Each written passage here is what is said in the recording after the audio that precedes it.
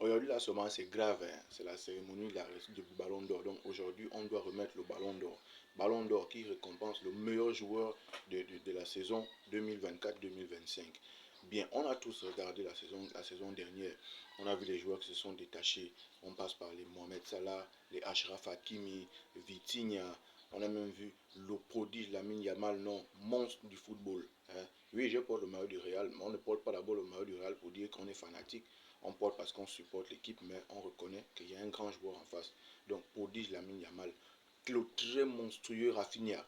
Très monstrueux Rafinha. C'est-à-dire que quand le Barça était en difficulté, dans tout ce qu'il y avait comme remontada, que ce soit dans les classiques ou que ce soit en Ligue des Champions, on a vu son but qui marque contre Benfica à la dernière seconde. Il prend, il tue, il fouette au fond.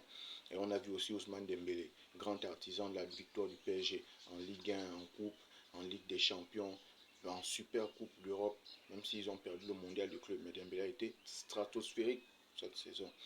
Maintenant, beaucoup sortent des favoris. Je vois des gens qui misent Lamine Yamal vainqueur.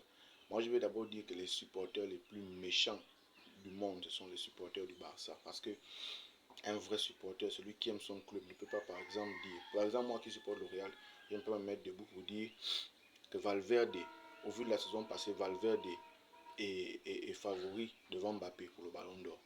Comment vous allez dire que Lamine Yamal doit être Ballon d'Or alors que vous avez vu comment Rafinha a transpiré. Rafinha qui s'est comporté en capitaine exemplaire pour le Barça. Un joueur tranquille qui ne provoque pas les gens, qui n'est pas dans les polémiques. Pour moi aujourd'hui, il n'y a que deux joueurs qui doivent être Ballon d'Or. Si on ne donne pas Dembouz pour la saison qu'il a eu à faire avec le PSG et tout, hein, parce qu'on a vu les critères, sur les trois critères qu'on demande, Dembouz dépasse Rafinha sur un critère, Rafinha dépasse Dembouz sur l'autre critère. C'est-à-dire que le critère des leaders de l'équipe, leurs histoires qu'ils racontent là. Donc aujourd'hui, il n'y a que deux joueurs qui peuvent gagner le Ballon d'Or. Si ce n'est pas Dembélé, c'est Rafinha. Honnêtement, si Lamine Yamal gagne le Ballon d'Or, bon, c'est le football, mais ça va laisser un peu un goût amer parce que au vu de la saison dernière, Rafinha est tellement au-dessus de tous les joueurs du Barça. Moi, j'étais là, c'est pas mon équipe. Nous, on sait qu'on sera peut-être 7e, 8e. Mais aujourd'hui, Dembélé ou Rafinha, Ballon d'Or. On va parler tout au long de la journée.